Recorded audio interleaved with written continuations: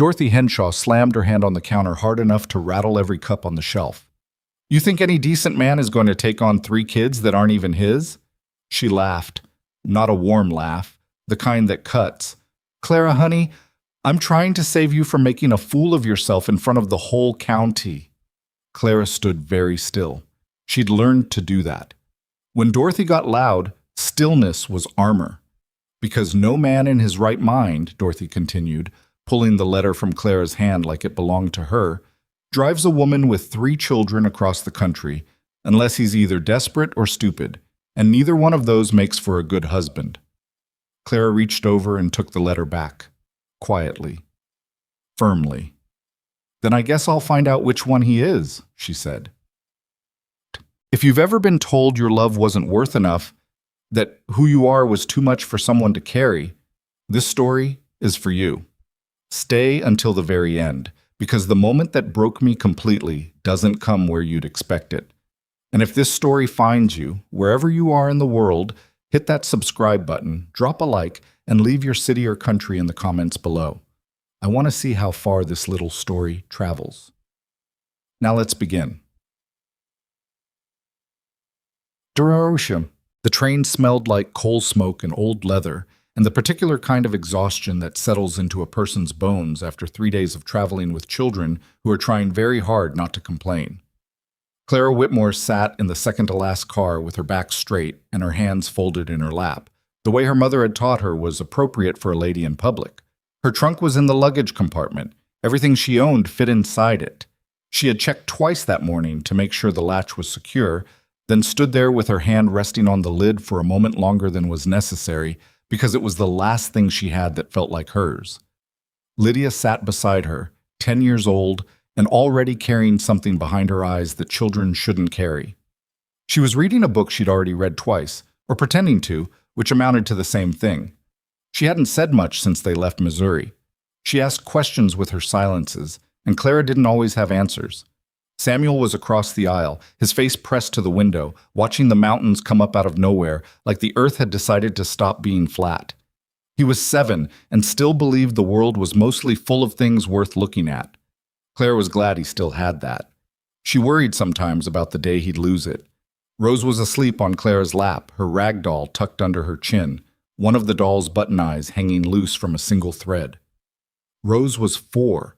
She'd cried for most of the first day and then simply stopped, the way very small children sometimes do when they've exhausted the possibility of comfort and decide sleep is the only reasonable response to an unreasonable world. Clara looked out the window.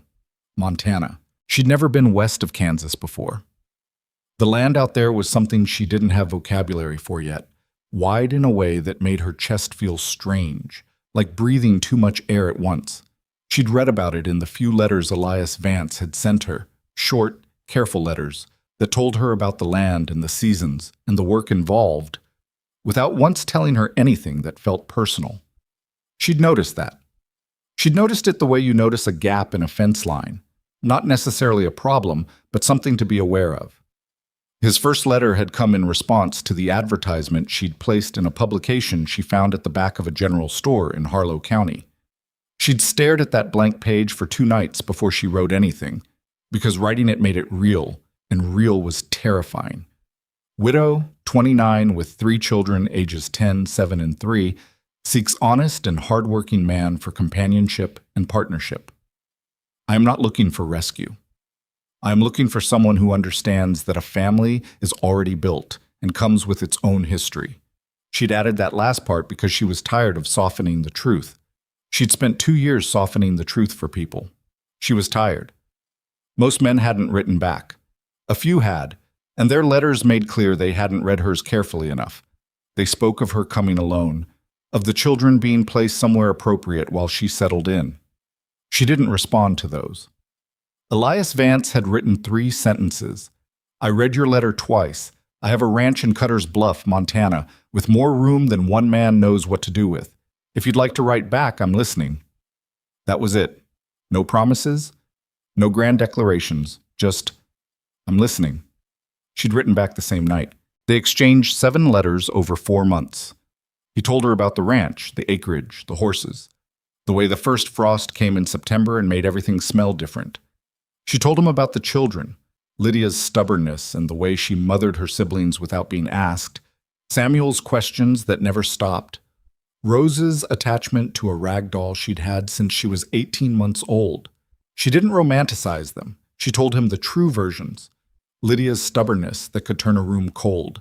Samuel's questions that started before breakfast and didn't stop until well after supper. Rose's screaming fits when she didn't get enough sleep. He wrote back, "Sounds like a real household. I haven't had one of those in a while." She'd held that letter for a long time. She still didn't know what kind of man Elias Vance was going to be when she stepped off this train. She knew what his letters sounded like. Letters were a particular version of a person, curated, considered. The man standing on that platform could be entirely different from the man who wrote those 7 careful notes. That was the part that kept her awake at 3 a.m, with Rose's small body pressed against her side and the train rocking in the dark. She looked down at Lydia. "You doing okay?" Lydia looked up from her book. "Are you nervous?" Clara considered lying, decided against it. "Yes." "Me too," Lydia said. She went back to her book, that was all. But something in it felt like a relief, being allowed to be nervous out loud, even just for a moment. Samuel turned from the window. "Mama, what if he doesn't like horses the way I like horses?" "What?" "What if Mr. Vance just uses horses for work and doesn't actually, like them?" Clara had no idea how to answer that. "We'll find out. Because I can't live somewhere where the horses are just tools." Samuel said it with the complete conviction of a 7-year-old who has decided something is non-negotiable. "That would be awful."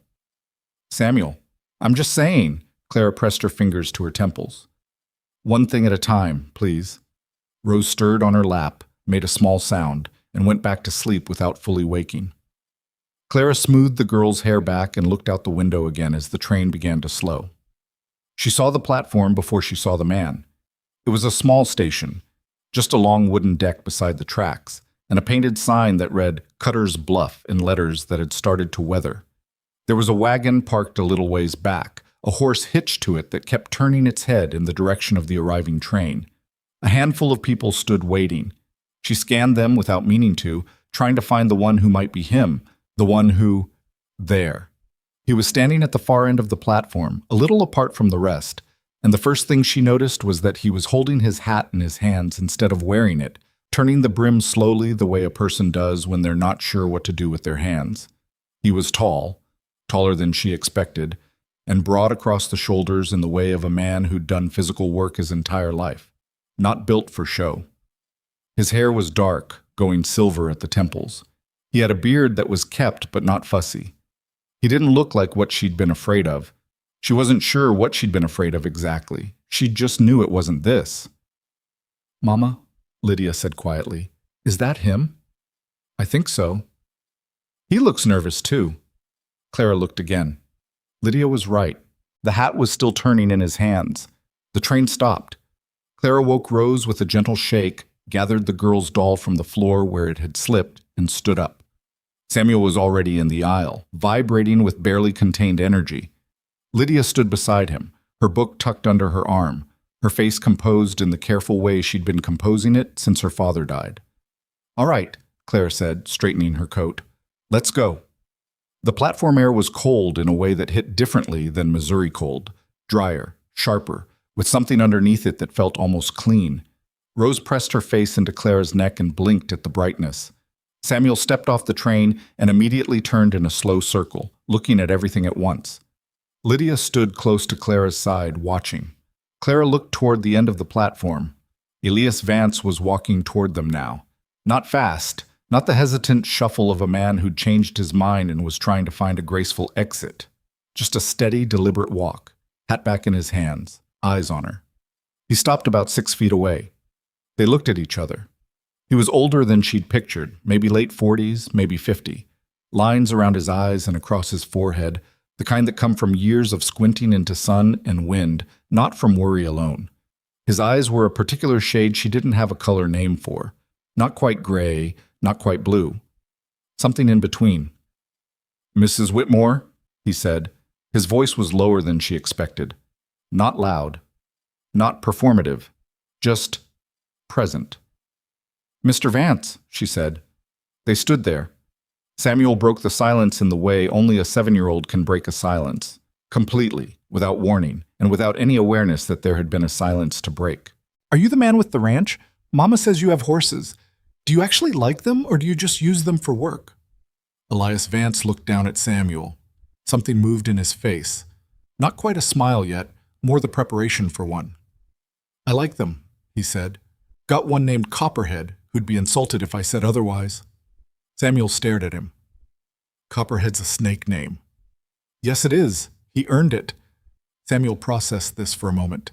Then, "Okay, that's good." Elias looked back up at Clara.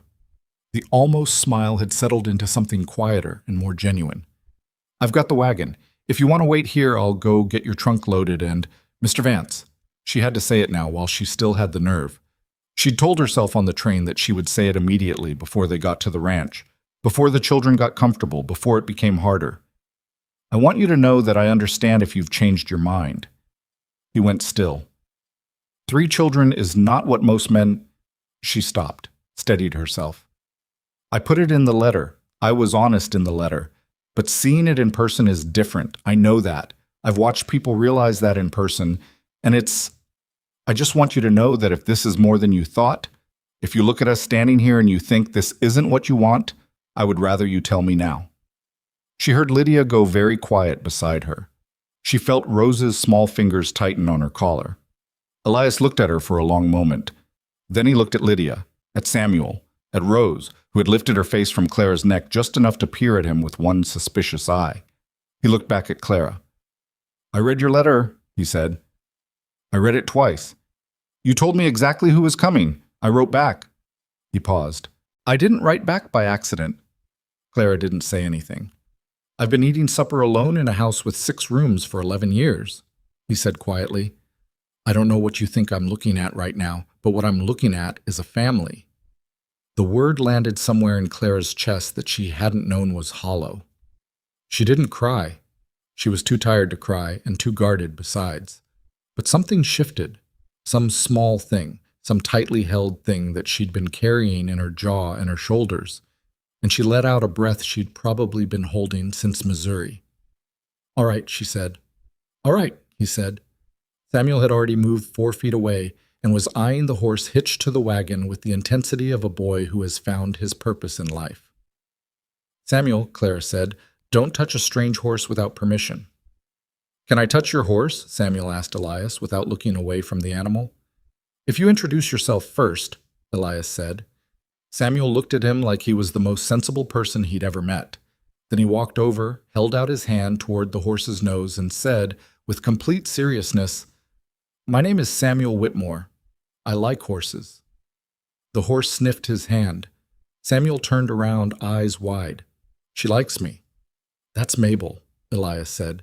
"She likes everybody. Don't let it go to your head." Clara watched all of this. She watched Lydia watching it. Her oldest daughter had not moved, had not spoken, had been standing with her book tucked under her arm and her face doing that composed, careful thing it always did when she was trying to figure out if something was safe. Lydia glanced up at Clara. Clara looked back at her. "I don't know yet," the look said, "but maybe." Lydia looked back at Elias. Then she looked at Samuel being delighted by a horse. Then she looked at Rose, who had fully emerged from Clara's neck now and was watching the horse with round, interested eyes. Lydia said nothing, but she stopped holding Clara's hand quite so tightly. The trunk was loaded. Mabel was patient about it. Samuel offered to help and was given a specific, real job, holding the reins while Elias and the station master lifted the trunk. And he took that job more seriously than he'd taken anything in his 7 years of life. Clara settled Rose on her lap in the wagon. Lydia climbed up and sat close, but not quite touching. The road out of Cutter's Bluff was unpaved and rutted, and the wagon shook steadily as Elias drove, and the mountains were enormous ahead of them. And Clara looked at the land spreading out on all sides and felt something she hadn't felt in a long time. She wasn't sure yet what to call it.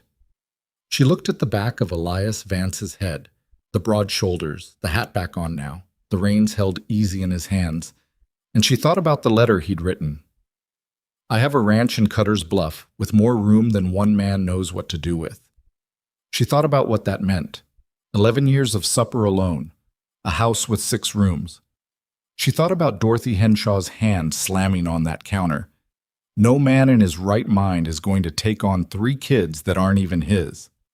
Clara looked at her children. Samuel, who had somehow talked his way into sitting on the wagon bench beside Elias and was asking questions that showed no signs of stopping. Rose, asleep again on her lap before they'd gone half a mile. Lydia, her book open now, maybe reading it this time, the wind pulling at her hair. She looked back at the road ahead. She was not going to let herself believe in this yet. She knew better than that. People were kind on platforms and in letters and in first impressions. The real test came later, in the middle of a hard winter, in the 3rd week of a sick child, in the morning when the shine had worn off, and what was left was just the ordinary weight of other people's needs. She had been through that test before. She knew what happened when someone failed it. She was not going to let herself believe yet. But she was going to see. That, for now, was enough. The ranch came into view as the road curved around a stand of cottonwoods, and even Clara, who had armored herself against impressions, caught her breath slightly at the sight of it. Not because it was grand, though it was bigger than she'd expected, but because of the way the evening light was sitting on it, golden and long-shadowed, the way the barn doors stood open, the way it looked. Not like a showplace, like something that had been waiting. Samuel said, "Whoa." Elias glanced at him. "That's the idea. It's really big." "It is. Do you get lonely?" A pause. Just a beat of silence that told Clara the question had found something real. "Yeah," Elias said. "I do." Samuel nodded, very seriously. "Not anymore, though," he said, "because we're here now." Elias didn't answer that, but Clara saw his jaw move, and she kept that moment somewhere small and private and didn't let herself look at it too closely because she was not going to let herself believe yet. She was not. She knew better. But she kept it.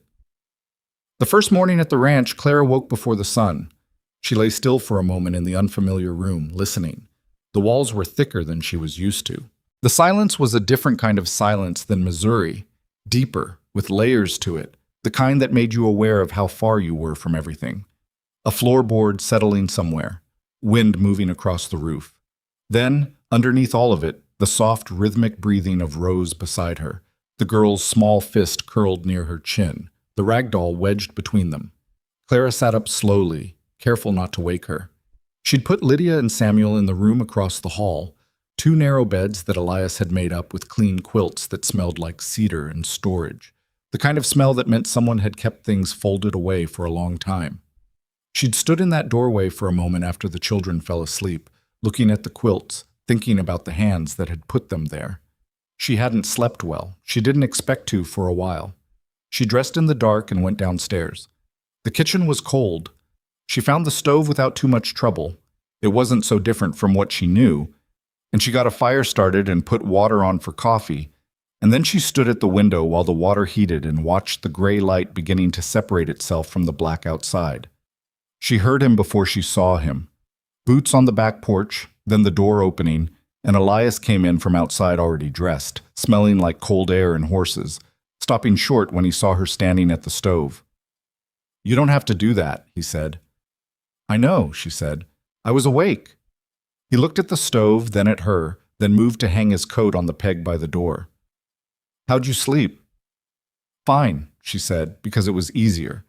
He made a sound that suggested he didn't entirely believe her but wasn't going to push. He pulled out a chair at the kitchen table and sat down, and there was something both awkward and strangely ordinary about the 2 of them in a kitchen at dawn.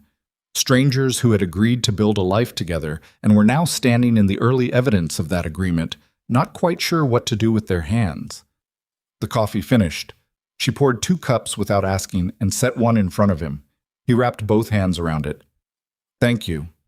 She sat down across from him. They didn't talk for a while.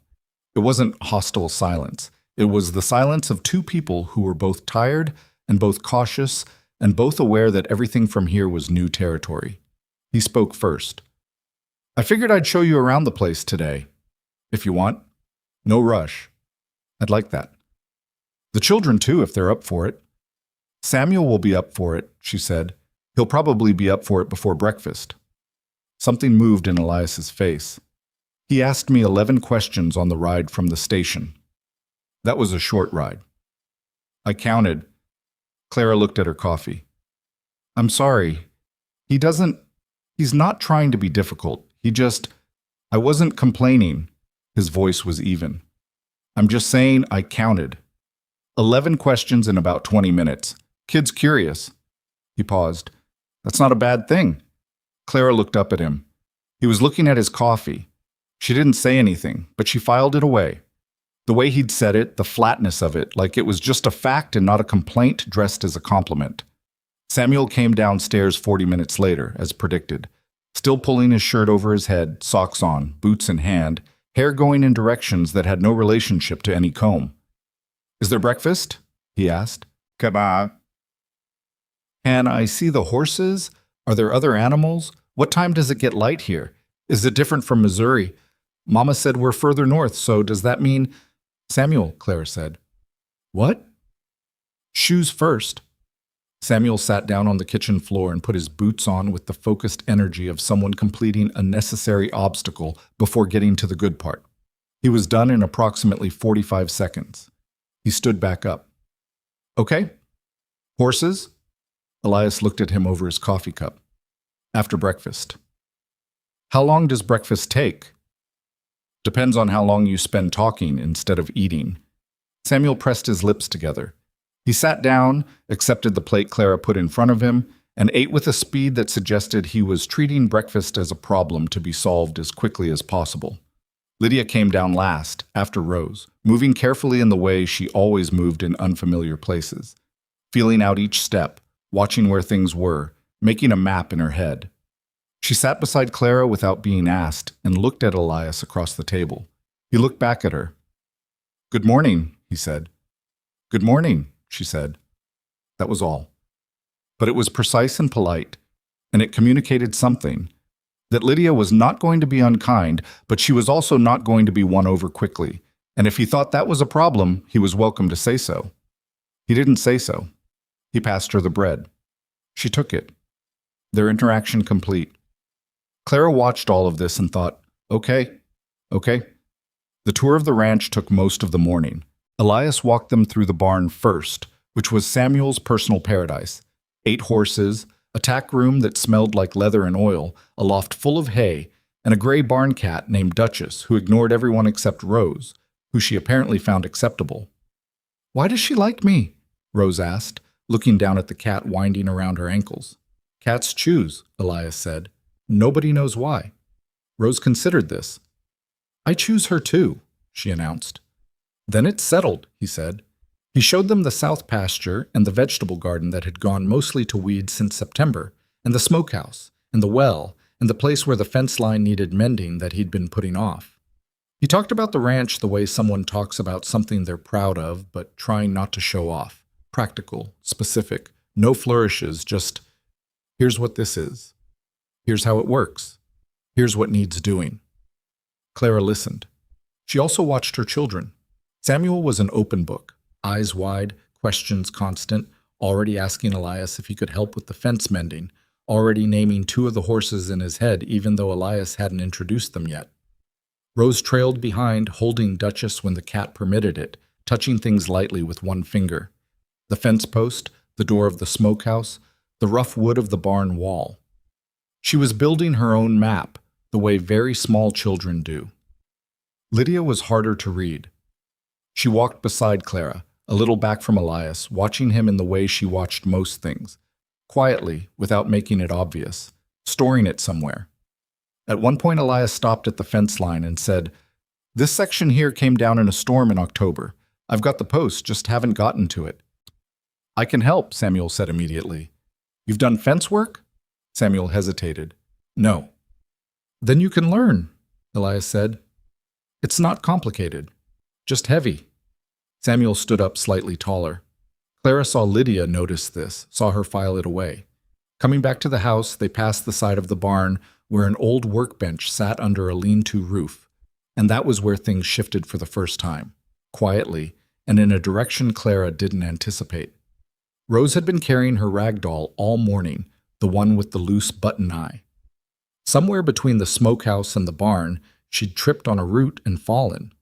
Not hard, she'd barely cried, but the doll had gone into the mud, and when Rose picked it up, the button eye that had been hanging by a thread came free entirely and was gone into the mud with it. Rose looked at the doll. She looked at Clara. "Mama," she said, in the particular voice of a child who is 4 years old and about to understand that some things break and don't come back. "I see it, honey," Clara said, crouching down. "We'll find some thread when we get inside. We'll fix—" "The eye is gone," Rose said. "I know. We'll find a button." "It won't be the same button." Clara didn't have an answer for that, because it was true. And Rose was 4, but not stupid. Rose looked at the doll for a long moment with the very specific grief of a child who has not yet learned to dilute grief with perspective. Her chin went. Then Elias said, from where he'd stopped a few feet back, "Can I see her?" Rose looked up at him, uncertain. "Your doll," he said. "Can I take a look?" A pause. Then Rose held the doll out, one-handed, like an offering she hadn't decided to make yet. Elias took it with a care that was slightly surprising in someone with hands as large and roughened as his. He turned it over, examined where the eye had been, just a small circle of worn fabric and an empty socket from the thread. He looked up at the lean-to and went to a wooden box on the workbench, opened it, rummaged for a moment. He came back with a button. Not a match, a slightly different brown, slightly smaller, but he held it next to the doll's face. "It's not the same," he said, looking down at Rose, "but it'll work, and it won't fall off again. I'll sew it on tight." Rose looked at the button. She looked at the doll. "You can sew?" "Badly," he said, "but the doll won't care." Rose almost smiled. Almost. "Okay," she said. He took the doll inside. That afternoon, Clara found him at the kitchen table with a needle and thread and a look of intense concentration that was slightly at odds with his size, making small, uneven stitches around the button eye, while Rose stood beside the chair watching with the seriousness of a surgeon observing a procedure. Clara stood in the doorway and watched them without announcing herself. "It's crooked," Rose said. "Yes," Elias agreed. "Why is it crooked?" "Because I'm better with fence posts than buttons." Rose looked at the doll. "I still like it." "Good," he said, "because that's as straight as it's getting." Claire went back to what she was doing before either of them saw her, but her chest did something she didn't have a name for yet. The first week was careful on all sides. Clara woke early every morning and had coffee made before Elias came in from the barn, and she wasn't sure if she was doing it out of gratitude or habit, or because keeping busy was the only way she knew to make herself feel useful enough to justify being somewhere. Elias came in from the barn every morning, and he wasn't sure either exactly what the rules were in a household that had appeared fully formed from a train platform, complete with a woman who clearly didn't know how to ask for help, and 3 children at 3 completely different stages of figuring out whether he was safe. They were polite to each other in the way that people are polite when they're aware of the 1,000 ways something could go wrong if they stopped being careful. Samuel crashed through the carefulness on day 4. He came in from the barn after Elias's morning rounds, having attached himself to Elias's side with the single-mindedness of a burr, and announced at dinner that Elias had shown him how to muck a stall and that he had done the whole thing himself and that it was the best day of his life. "The whole thing?" Clara said. "Well," Samuel admitted, "Elias helped with the corners, but I did the middle." "Mucking stalls," Lydia said flatly, "is the best day of your life." "You've never done it," Samuel said, like this settled the matter. Lydia looked at him, looked at Elias. Then, almost against her will, "What does it actually involve?" Elias explained it plainly. The fork, the wheelbarrow, what you're moving, and where it goes. He was matter-of-fact about the parts that were unpleasant, which Clara noticed, and she suspected Lydia noticed too. He didn't dress things up. He also didn't make it sound worse than it was to seem tougher. "I'd do it," Lydia said finally into the pause. Then immediately, "I'm just saying I could. I'm not saying I want to." "The offer's there," Elias said. He didn't push. He moved on to something else. Clara watched Lydia watch him do that, watched her daughter file it somewhere. The hardest moment of the first week came on day 6, and Clara didn't see it coming, which was maybe the point about hard moments. They come from the direction you weren't watching. She'd been in the vegetable garden, pulling dead growth, making a list in her head of what would need planting in spring, when she heard raised voices from the direction of the barn. Not fighting raised, upset raised. She found Samuel standing just inside the barn door, and he'd been crying. Not crying now, but had been. The red eyes and the set jaw of a boy who'd cried and was now furious that he'd cried. Elias was crouched in front of him, at eye level, which was itself something Clara noticed. He hadn't loomed, he'd lowered himself. "I didn't mean to," Samuel said, his voice still rough. "I know you didn't. I was just trying to help, and Samuel's jaw worked. "I scared her. I didn't mean to scare her." "Copperhead spooks easy when people move fast on her left side," Elias said. "I should have told you that. That's on me, not you." She could have hurt herself. She didn't, but she could have. "Samuel." Elias's voice was level, not gentle exactly, just even, firm without being hard. "She's fine. You're fine. You made a mistake. You learn what spooks her, and you don't do it again. That's how this works." Samuel looked at him. "You're not mad?" A pause. "I'm a little frustrated," Elias said. "I would have liked you to ask before going in without me. But frustrated's not the same as mad, and neither one means you're in trouble." Samuel wiped his face with his sleeve. "My dad used to get mad," he said. "It came out quieter. When things went wrong at the farm." Elias said nothing for a moment. Clara pressed herself flat against the barn wall outside, not moving. "What was his name?" Elias asked. "Thomas," Samuel said. "He died. You probably know that." "Your mama told me." He wasn't mean," Samuel said, like he needed Elias to understand this. "He just got scared when things went wrong. And scared came out like mad." "A lot of men are like that," Elias said. "Are you?" A long pause. "Sometimes," Elias said. "I'm working on it." Samuel looked at him for a while. "Okay," he said finally. "Okay." He wiped his face again. "Can I still come to the barn tomorrow?" "Yeah," Elias said. "You can come to the barn tomorrow."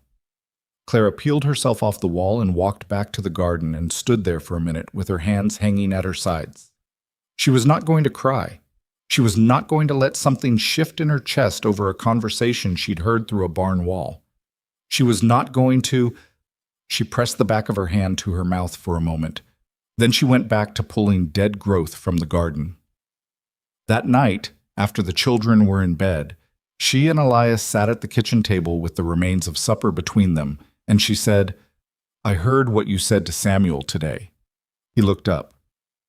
"I wasn't eavesdropping," she said. "I came to find them, and I..." She stopped, started again. "You didn't have to be that patient with him."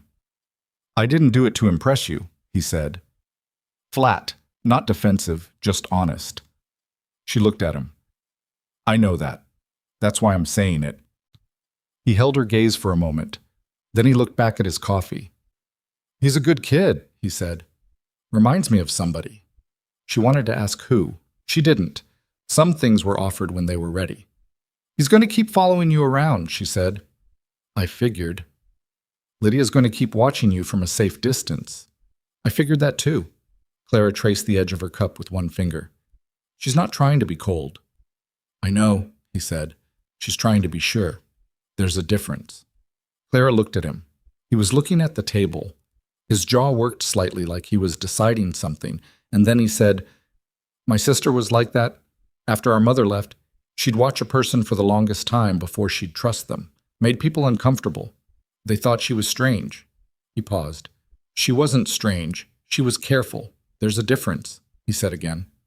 Clara was quiet. "Where is she now?" she asked. His jaw tightened just slightly. "She died 11 years ago." He picked up his cup. "Fever." The word fell into the room and sat there. Clara looked at him. This man she had exchanged 7 letters with, who had written "I'm listening" like it was a complete sentence, who had put a button on a rag doll with clumsy stitches and told a 7-year-old that scared and mad weren't the same thing. She hadn't known about the sister. He hadn't put that in any letter. "I'm sorry," she said. He nodded once, didn't elaborate. The conversation moved to other things. What needed fixing before winter came in hard, whether the garden could be salvaged in spring, a loose board on the front porch that had been on his list for a month. Ordinary things, real things. But Clara went to bed that night with the word still sitting in her somewhere. Fever. She didn't know why it stayed with her. She tucked it away the same way she'd tucked away the moment in the barn, and the look on his face when Samuel said his father's name, and the way he'd lowered himself to eye level without thinking about it. She was not keeping count. She was absolutely keeping count. She just hadn't decided yet what she was counting toward. The second week began to feel different in ways she couldn't have exactly named if someone asked her to. Not easier, not exactly, just less braced. Like standing in a river and finding out the current wasn't as strong as you'd locked your legs against. Samuel had stopped asking permission to go to the barn in the mornings and had started just going, appearing at Elias's side with the inevitability of sunrise. Elias had started leaving the barn door unlatched, which Clara suspected was not coincidental. Rose had claimed Duchess as a personal companion and could frequently be found wherever the cat was, which was mostly a patch of sunlight near the kitchen window or the back porch steps. The rag doll went everywhere still, the new button eye slightly lower than the original, giving the doll an expression that Rose described as thinking. Lydia was the variable. She helped with everything she was asked to help with, and she helped well. She was competent and organized and noticed things that needed doing without being told. But she stayed in Clara's orbit. She stayed watchful. Until the afternoon, Elias came in from the south pasture with a twisted ankle from a gopher hole and sat down heavily on the porch steps. And before Clara could do anything, Lydia was already in the kitchen and coming back with a wet cloth and a practical expression. "It's probably not broken," she announced, looking at the ankle with the detached assessment of someone who had been the eldest in a household that couldn't afford to panic. "Samuel broke his wrist last year and it looked different." Elias looked at her. "You sound like a doctor." "Mama couldn't always afford the doctor," Lydia said. "I had to learn to tell the difference." She held out the cloth. "Put this on it." He took it. She watched him apply it. She didn't fuss and she didn't hover. She just stood there and made sure he did it right. "Thank you, Lydia," he said. She nodded once. Then she went back inside. That night Clara found her eldest sitting on the edge of her bed in the upstairs room, not reading, just sitting with her hands in her lap and her eyes on the wall. "You okay?" Clara asked. "He didn't make a big deal out of it," Lydia said. Clara wasn't sure what she meant at first. "The ankle. When I helped him, he just said thank you and didn't make it into a whole thing." Lydia looked at her hands. "When I helped people back in Harlow, they always made it into a thing, like I was so impressive for doing something normal." She paused. "Like they felt sorry for me." Clara sat down beside her. "He just said thank you," Lydia said again, "like it was regular." "Maybe to him it is," Clara said. Lydia was quiet for a moment. "I'm not saying I trust him," she said. "I know. I'm just saying." She picked at a thread on her quilt. "He said thank you like I was a regular person, not a sad case." Clara looked at the side of her daughter's face, the stubborn jaw, the careful eyes, the 10-year-old carrying the weight of a much older person. "You are a regular person," Clara said. Lydia said nothing. But she leaned sideways just slightly, enough that her shoulder touched Clara's arm. They sat like that for a while. Outside, the Montana wind moved across the roof in long, low sweeps, and the house held it back the way old houses do. Imperfectly, with some drafts and some creaks and some places where the cold got in anyway, but held it. And inside, in a kitchen Clara was beginning to know by feel, in rooms where her children were beginning to learn which floorboards made noise, in a house built by a man who'd been alone inside it for 11 years, something was taking shape that none of them had a word for yet. It wasn't family, not yet, but it was something that was learning how to become one. And Clara, who had sworn to herself on the train that she would not let herself believe, Lay awake that night listening to Rose breathe and thinking about a button eye sewn on crooked, and a man crouching to be eye level with a 7-year-old, and the word fever sitting somewhere in the room she'd put it. She wasn't believing yet, but she had stopped bracing quite so hard against the current. 3 weeks after they arrived in Cutter's Bluff, the temperature dropped hard and fast the way it does in Montana in November. Not a gradual cooling, but a door slamming shut on autumn, overnight and without apology. Clara woke to frost on the inside of the bedroom window, and Rose pressed against her back like a small furnace, and she lay there for a moment listening to the silence that had replaced the wind and thought. This is what winter out here sounds like before it really starts. She didn't know yet how right she was. The days settled into a pattern that was starting to feel, if not comfortable, then at least navigable. Elias was up and in the barn before first light. Clara had the stove going and coffee made by the time he came back in, and they'd developed a kind of morning quiet between them that wasn't uncomfortable, just two people starting the day side by side without needing to perform anything. Samuel attached himself to Elias after breakfast most mornings. Rose followed Duchess around the house. Lydia helped Clara with whatever needed doing and read in the afternoons, and she'd started, just barely, to sit in the same room as Elias in the evenings without positioning herself nearest the door. Small things. Clara noticed all of them. She noticed, too, the things that were harder. The way Elias went quiet sometimes in the evenings without explanation. Not cold, just absent, like part of him had stepped into a room she didn't have access to. The way she still flinched sometimes when he moved quickly across the kitchen, an old reflex from years of reading a household's temperature by the speed of someone's footsteps. Thomas hadn't been a cruel man, but he'd been an anxious one, and anxiety in a house had a sound she'd learned to hear before she understood she was hearing it. Elias moved differently, slower, more deliberate.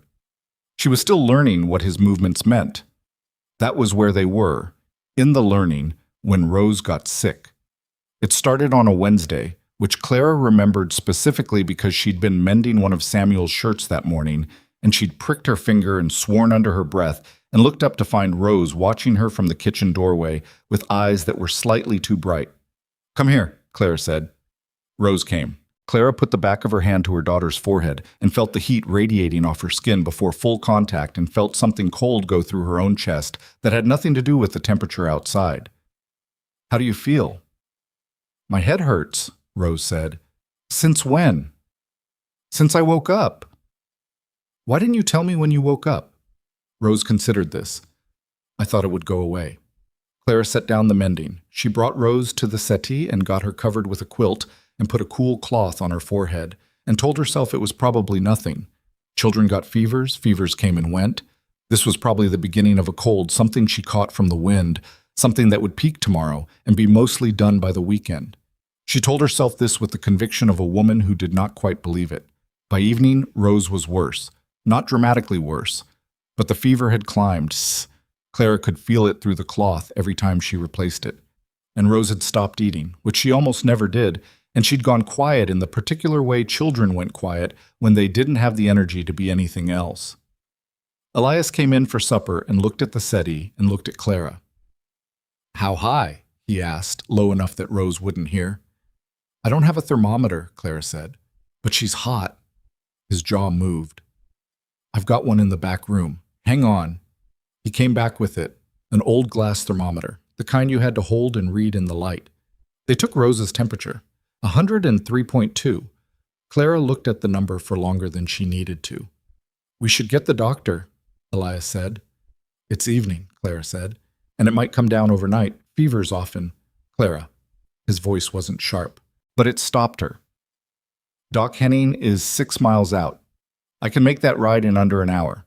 If the fever comes down, I'll have ridden 6 miles for nothing, and that's fine. If it doesn't—" He stopped. "I'd rather ride for nothing." She looked at him. She thought about saying, "You don't have to do that." It was on the tip of her tongue, that reflex of not asking, of not needing, of shrinking the size of herself and her children to the smallest possible footprint so nobody could trip over them and decide the cost was too high. She looked at Rose, who had fallen into a restless half-sleep with the cloth sliding off her forehead and the rag doll tucked under her chin, the mismatched button eyes staring up at nothing. "Okay," Clara said. He was out the door in 5 minutes. She heard Mabel's hooves on the frozen ground going fast, then the sound fading out toward the road, and then silence. Clara turned back to her daughter. Lydia appeared at the bottom of the stairs. She'd heard everything. Clara hadn't tried to hide it. There wasn't much point with Lydia, who heard the things people tried not to say as clearly as the things they did. She came and stood beside the settee and looked at Rose. "How bad?" she asked. 103, Clara said.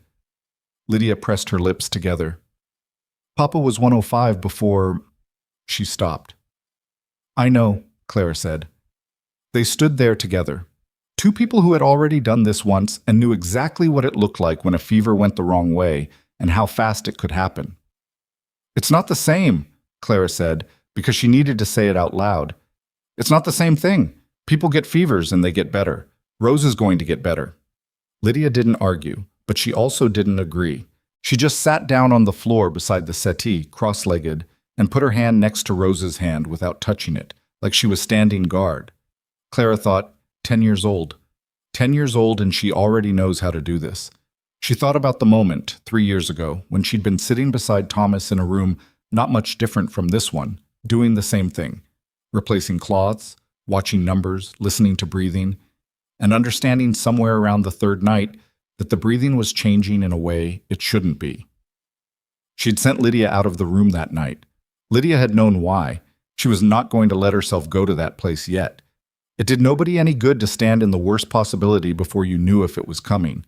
But the worst possibility was there, in the room with them, because it was always there once you'd already lived through it once. You couldn't unknow what you knew. She replaced the cloth.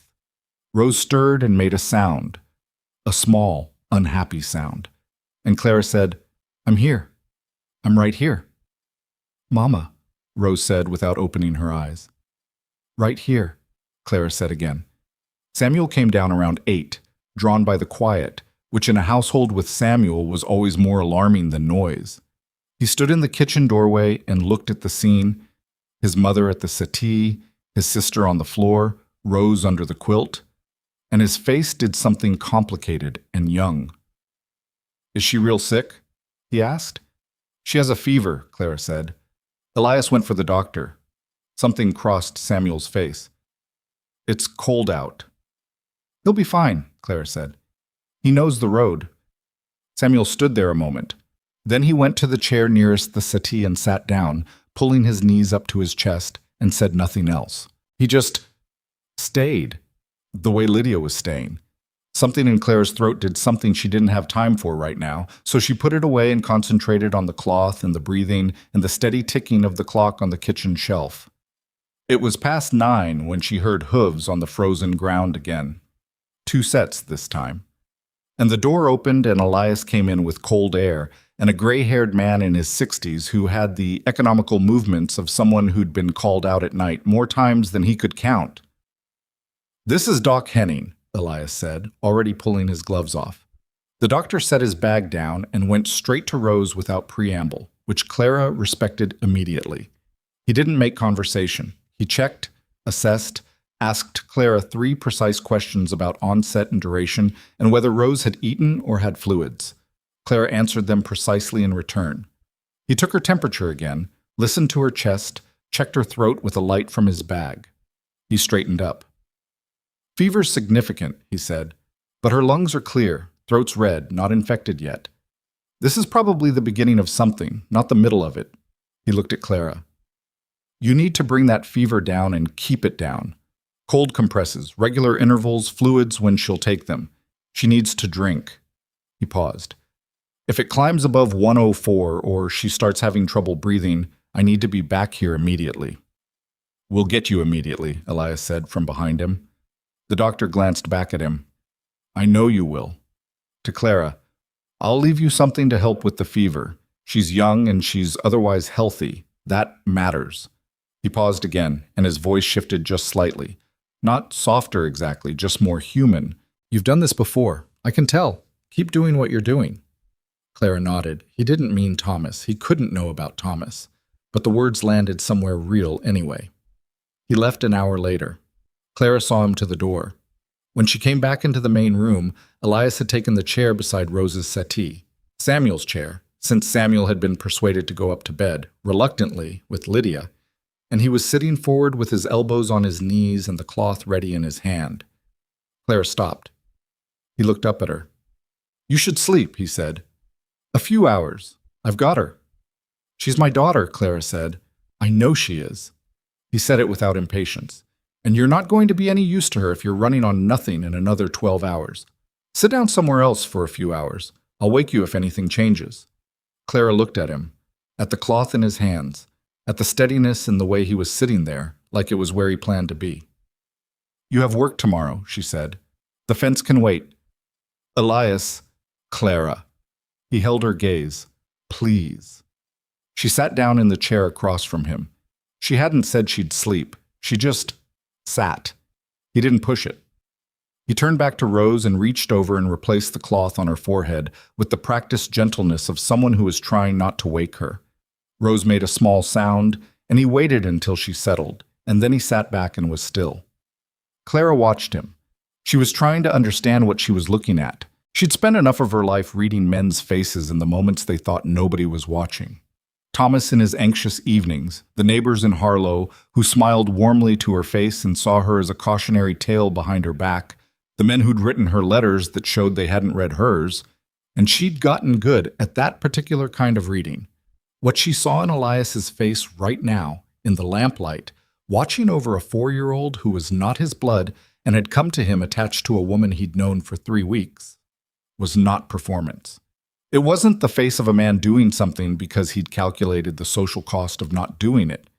It wasn't the face of a man waiting to be thanked.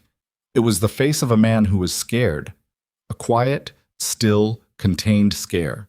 The kind men who've been alone long enough carry without letting it show easily. But it was there in the set of his jaw and the way his eyes kept going back to Rose's face like he was checking something. It scared her, seeing that on him. Not because it was frightening, but because it was real. She fell asleep in the chair sometime around midnight, which she hadn't intended to do. She woke 2 hours later to find herself covered with the quilt from the chest in the corner, the cedar-smelling one she'd been using since they arrived, and Elias still in the same chair, awake, replacing the cloth. "She's the same," he said quietly before she could ask.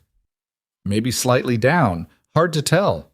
Clara straightened up, took the cloth from him. "Go lie down for an hour." He didn't argue this time. He went to the settee on the other side of the room and lay down on it without removing his boots, which told her he had no intention of actually sleeping, just resting his eyes with the boots on so he could be up in 30 seconds. She looked at Rose and replaced the cloth and said very quietly to nobody and everybody, "Come on, baby. Come on." The fever broke at 4:15 in the morning. It didn't break dramatically. It wasn't a sudden collapse of temperature, just a slow release, the heat beginning to dissipate under Clara's hand at intervals. Rose's breathing evening out, the restless small movements quieting into something that looked more like actual sleep than the uneasy drowning of fever rest. Clara felt it on the back of her fingers and pressed them to Rose's forehead again to be sure. And then again. And then she put her face in her hands and sat there for a moment.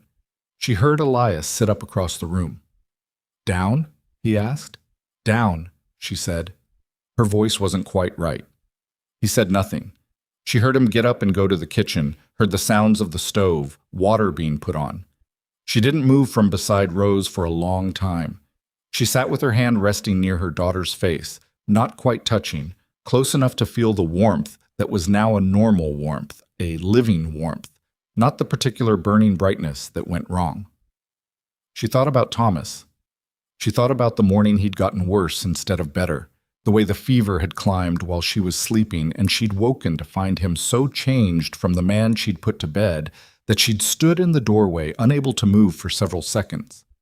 She'd been 26. Lydia had been 7, Samuel 4, Rose not yet born. She hadn't let herself think about that in months. She'd gotten very good at not thinking about it. She thought about it now, here on the other side of it, because Rose was on the other side of it, and that fact was so enormous she didn't know where to put it except to sit with it and shake slightly. Elias brought her coffee. He set it on the floor beside her chair without saying anything, because he was apparently a man who understood when words were not the right tool. She picked it up. She looked at him, standing there in the lamplight with his own cup, and he was looking at Rose. "She has good color," he said. "Yes," Clara said. He crouched down beside the settee and looked at Rose for a moment. At the sleeping face, the small hands, the rag doll with its mismatched eye. He reached over very carefully and tucked the quilt more firmly around her without waking her, and then he stayed crouched there for a moment longer than necessary. Clara watched his face. "Elias," she said. He looked at her. She didn't know why she said what she said next. She hadn't planned it. It just came out, quiet and direct, because she was too exhausted for anything else, and because she needed to understand what she'd been watching all night. "Why did you ride out like that?" she said. "In the dark. 6 miles on frozen ground. You didn't hesitate." He looked at her for a moment. Something moved behind his eyes. "She needed a doctor," he said. "There are men who would have said, 'Wait till morning.'" "I'm not those men." "I know," she said. "That's what I'm asking about." A long pause. He looked back at Rose. He was quiet long enough that she thought he wasn't going to answer, and that was fine. She hadn't meant to push. "My sister," he said. "Her name was June." His voice was level, but there was something underneath it that wasn't. "She was 17. She got a fever in November. A bad one. Came on fast. We waited. My father said, 'Wait, it would come down.' He'd seen fevers come down before." He stopped. "It didn't come down." Clara said nothing. "I was 23. I should have gone for the doctor myself. I could have. I had a horse, and I knew the road, and I was old enough to make that call, and I didn't make it because my father said wait, and I—" He stopped again. His jaw was tight. "I waited." The kitchen clock ticked. "I've been waiting in the wrong direction my whole life," he said, mostly to himself.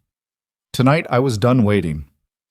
Clara looked at the side of his face, at the lines around his eyes that she'd attributed to sun and wind, and now understood were at least partly something else. At the man who'd built a ranch with 6 rooms and eaten alone in it for 11 years and written, "I'm listening," like it was a whole sentence because he was a person who understood what it meant to have nobody listen when it counted. She said, "I'm sorry about June." He nodded once. "She would have liked Rose," he said, and it came out a little rough, and he cleared his throat and stood up. "Get some sleep, real sleep. She's stable, she needs rest, and so do you." Clara looked at him. "Elias?" She waited until he looked at her. "Thank you." He didn't say "you're welcome," which somehow meant more than if he had. He just looked at her for a moment with those eyes she still didn't have a color name for, and then he went back to his chair and sat down, and they were quiet together. In the way they'd gotten good at being quiet. While the fire burned low and the clock ticked, and outside the Montana dark held everything in that particular cold stillness that comes just before the sky begins to think about dawn. Rose slept without waking until 9 the next morning. When she opened her eyes, they were clear. Not the too bright glass of fever, just clear. She looked at the ceiling, then at Clara, then across the room. "Is Elias here?" she asked. Clara looked over. Elias had finally fallen asleep in his chair around 6, head tilted back, one hand still holding his empty coffee cup. He was asleep the way exhausted people sleep, completely, without awareness of where they were. "He's here," Clara said. Rose looked at him for a moment. "He stayed all night?" "He stayed all night." Rose considered this. Then she reached for her doll and pulled it against her chest and said, in the decisive voice of a 4-year-old who has made up her mind about something, "He's good." Clara looked at her daughter's certain face, then at the sleeping man across the room, at the quilt he'd put over her while she slept, at the coffee cup still in his loosened hand. "Yeah," she said quietly. "He is." Rose fell back asleep. The fire needed feeding. The morning light was coming gray through the frost-edged windows, and Duchess appeared from somewhere and jumped onto the arm of Elias's chair and looked at Clara as if to confirm, "Yes, this is how things are now." Clara got up quietly and put another log on the fire. Her hands were steady. They'd been shaking for most of the night without her fully acknowledging it, but they were steady now, and she noticed that, and she let herself notice it. She had been bracing. She had told herself that first night in the wagon, coming in from the station with the mountains ahead of her and the cedar-smelling quilts waiting in the rooms, that she was going to see before she believed. That she wasn't going to let herself be moved by letters and platform promises, and a man who seemed to be what he seemed to be, because seeming was easy and lasting was the test. She looked at Elias Vance asleep in a chair where he'd stayed all night for a child who wasn't his, because he had a 17-year-old sister named June who died of a fever in November because someone waited too long. She was still not going to rush this. She was still not going to let one night, even this night, erase what she knew about how quickly kindness could discover its own limits. But she was looking at something. She was looking at it directly, without the sideways glance she'd been using. And it was different from what she'd spent 2 years preparing herself to find. Different and terrifying, and something she was going to need a lot more time to know what to do with. She went to the kitchen and started breakfast, because life required breakfast even on the mornings after the nights that changed things, and when Samuel came thundering down the stairs at 7:30 and saw Rose's color and went immediately and fiercely quiet with relief. And when Lydia came down after him and stood at the doorway of the main room and looked at her sleeping sister, and then looked at the man asleep in the chair beside her and said nothing for a long moment, and then went to the kitchen to help Clara with the eggs without a word. Clara understood that what had happened last night had not only happened to her, it had happened to all of them. Lydia cracked 3 eggs into the pan and didn't look up when she said, "He didn't leave."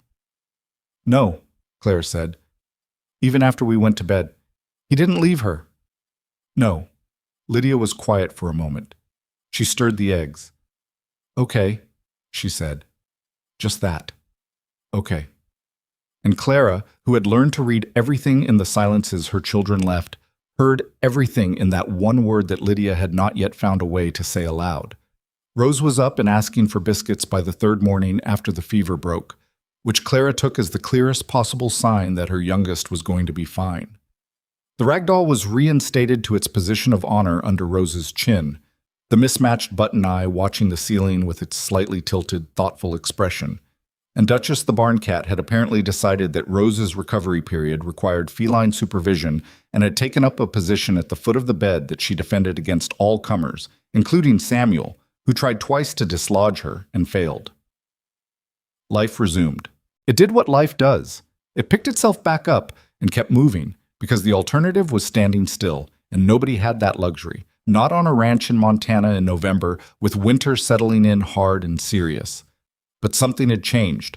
Clara felt it in the way a person feels a shift in the weather before they can see it, in the quality of the air, in some small pressure difference that the body registers before the mind catches up. It wasn't dramatic. The days looked the same from the outside. Elias came in from the barn. Coffee was made. Samuel asked questions that started before breakfast. Lydia helped and watched and filed things away. What had changed was underneath all of that, under the surface of the ordinary days. Elias had stayed all night, and everyone in the house knew it. It had rearranged something in the way the 4 of them moved around him. Not obviously, not all at once, but in the accumulation of small adjustments. Samuel, who had already been his shadow, was now something more than that. There was a quality to his attachment that had deepened from admiration into something closer to trust, real trust, the kind that isn't given lightly by a boy who remembers what it felt like to lose a father. Rose reached for Elias's hand on the 3rd day after the fever without thinking about it, just reached up the way small children reach for the nearest available adult, and he took it without making a production of it, and that was that.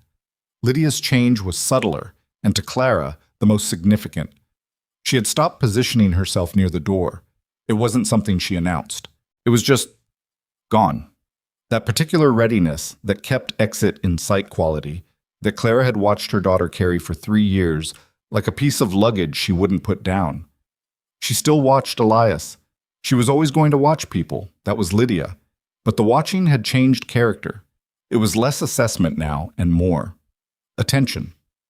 The way you pay attention to someone you're starting to know, rather than someone you're still deciding whether to trust.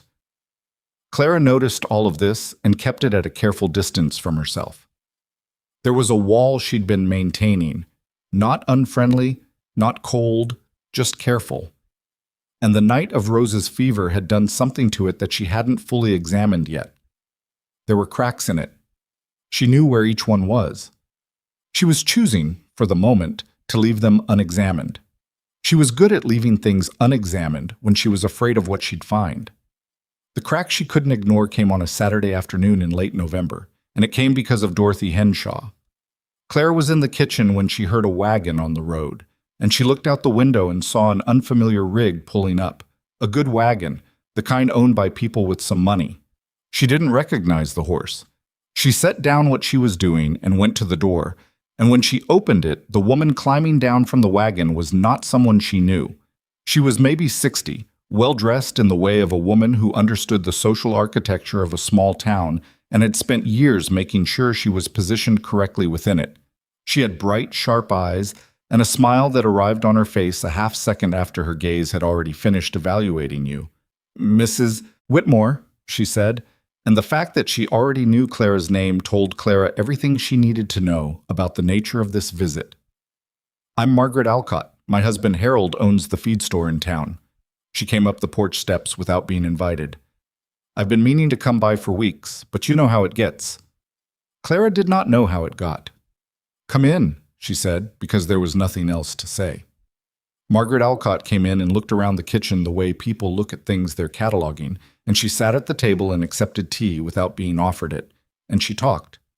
She talked about Cutter's Bluff, about the people in it, about the winter coming, about the church social in December, and underneath all of it, threaded through like wire inside something soft, was the actual reason she was here, which took her about 12 minutes to arrive at. "Elias is well thought of in this county," she said, wrapping both hands around her teacup. "Known him since he was young. His family had this land before him." A pause, perfectly timed. "People in town have been wondering, naturally, about the arrangement. A widow with children, answering an ad." She smiled. "It's not a criticism, you understand. It's just that people who've known Elias a long time want to make sure that I'm suitable," Clara said. Margaret blinked. "That everyone's happy," she said smoothly. "Everyone is," Clara said. "The children are adjusting?" "Yes." "And you? It must be a significant change coming from, where was it, Missouri?" "Yes," Clara said. "It's a significant change." She kept her voice even. She'd had this conversation before, in different kitchens, with different women, all of them wearing the same bright-eyed, sharp-smiled concern that was not concern at all, but appetite. The particular hunger some people had for the private details of other people's precarious situations. "3 children," Margaret said, almost to herself, with a small shake of her head that was supposed to read as sympathetic. "It's a lot for a man to take on. Most men wouldn't." "Most men didn't," Clara said. "Elias did." Something in her voice must have shifted because Margaret looked at her with a slightly different quality of attention. "I only mean," Margaret said, "that it's a generous thing he's done. Giving a family like yours, a family like mine," Clara said. "A stable home," Margaret finished. Clara set down her own cup.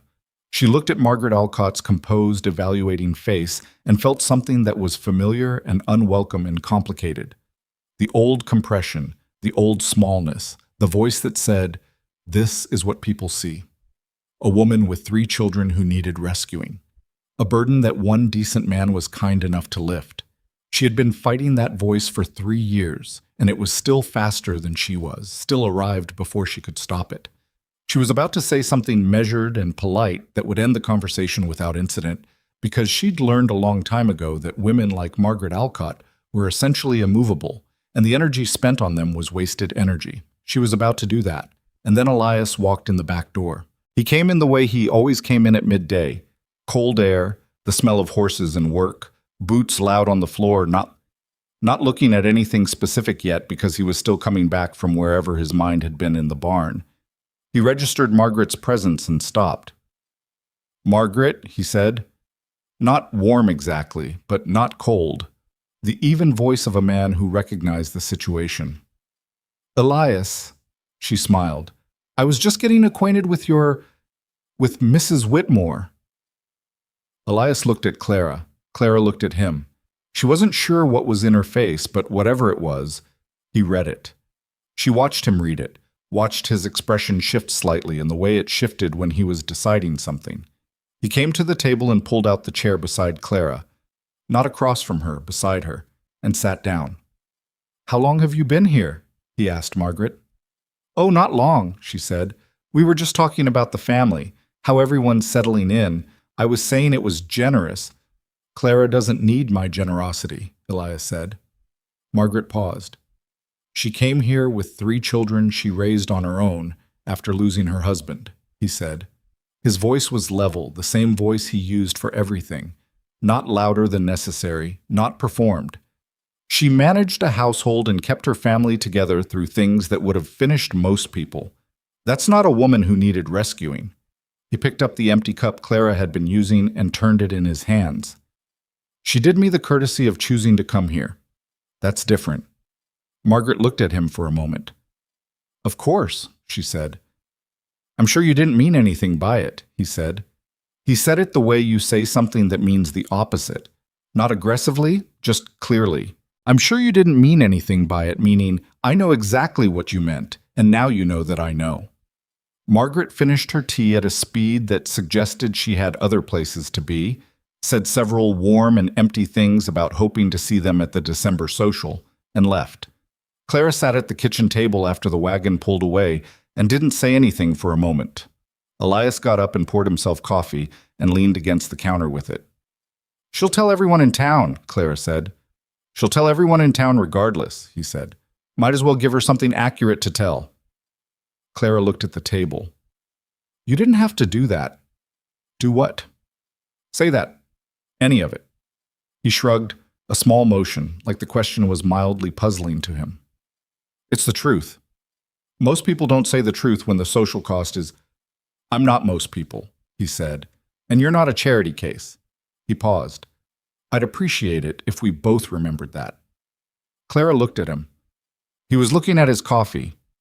She thought, this is a man who doesn't know how to do things halfway. She hadn't known that when she arrived, hadn't known it from the letters. It was the kind of thing you only learned by watching a person in real situations, not constructed ones. He either did something or he didn't. There was no performance in either direction. "Thank you," she said.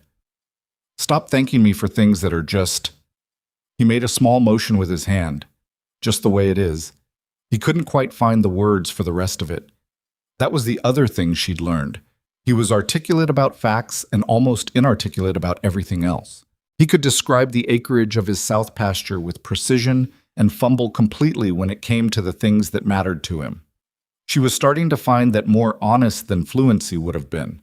The conversation with Margaret Alcott cracked something open that Clara had been keeping sealed, and what came through the crack was not something she could push back down.